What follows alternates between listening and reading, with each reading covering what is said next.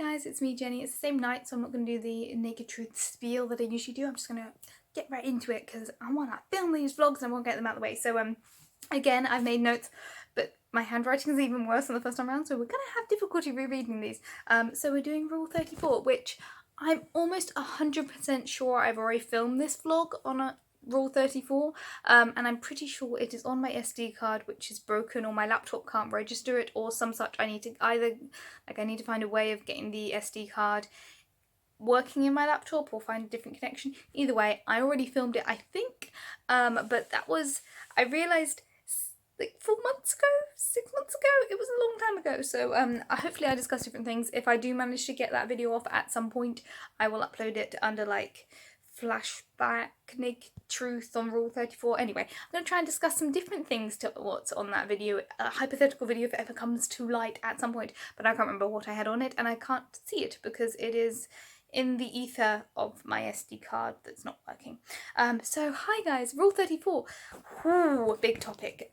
So I'm going to start with like my general kind of view on like, okay, so we're going to start from the kind of spectrum of PG-13 into R-rated. So when it comes to like fanfic, written fanfic about fictional characters, I view that as a creative outlet. And I have never written sexual fanfic about people, but I definitely remember thinking, again, often non-sexual, but like, you know, those sort of fanfics where you're like, oh, I wonder if so-and-so will get together with so-and-so, or there's a plot hole here, maybe this was the conclusion.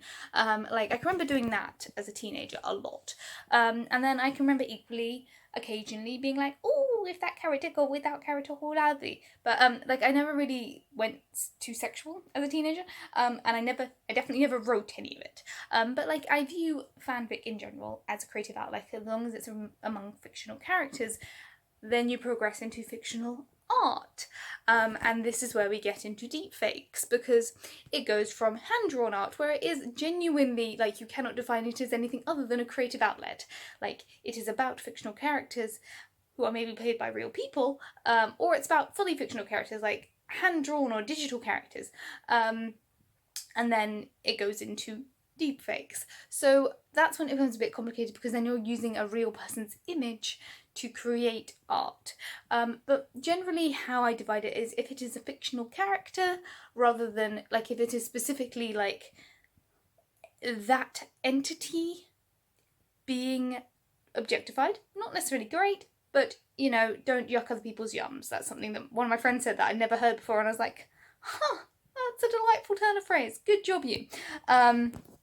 Yeah, if it's like fictional, I kind of get it, but if it's a real person, like if it's an actor or something, that's when it kind of gets a bit shifty for me, because then it's using someone's personal image as an objectified thing, and objectifying anything out of context or just simply because of that person, that's when it gets a bit shady. And it's such a big such a big and complicated and huge subject that no matter how I direct this, it's going to be very quick and broken down and not at all as detailed, and as like, no matter what I say, it's not going to be as complete as I want it to be, or as complete as it ought to be, because it's such a massive subject. So yeah, I'm just going to go to my notes, which again, my handwriting is so awful, I cannot read this most of the time. So when it comes to like revenge porn, obviously that's wrong. I've never personally put out naked images of myself to significant others or anything else like that, so I know that I personally wouldn't have that happen now.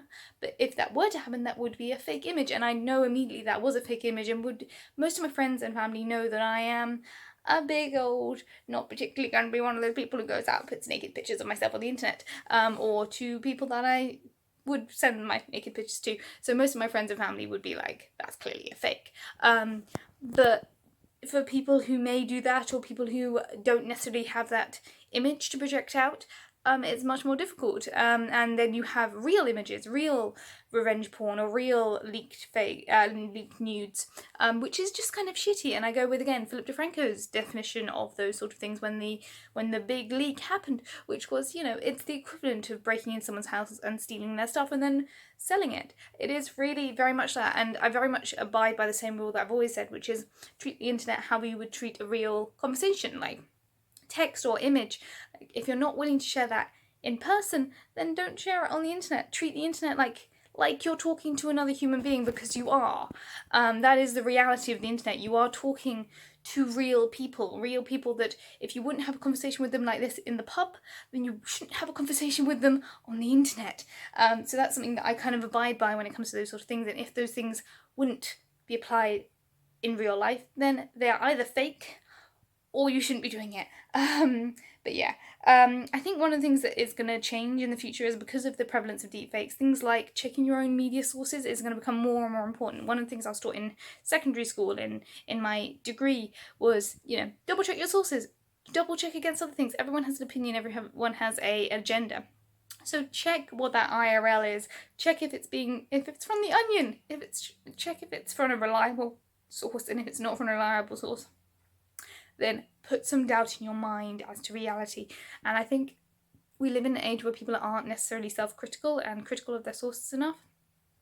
And that's not a negative thing necessarily, but when we're in an age of deepfakes, like when you see a video of a politician saying something particularly irksome, double check it. Like,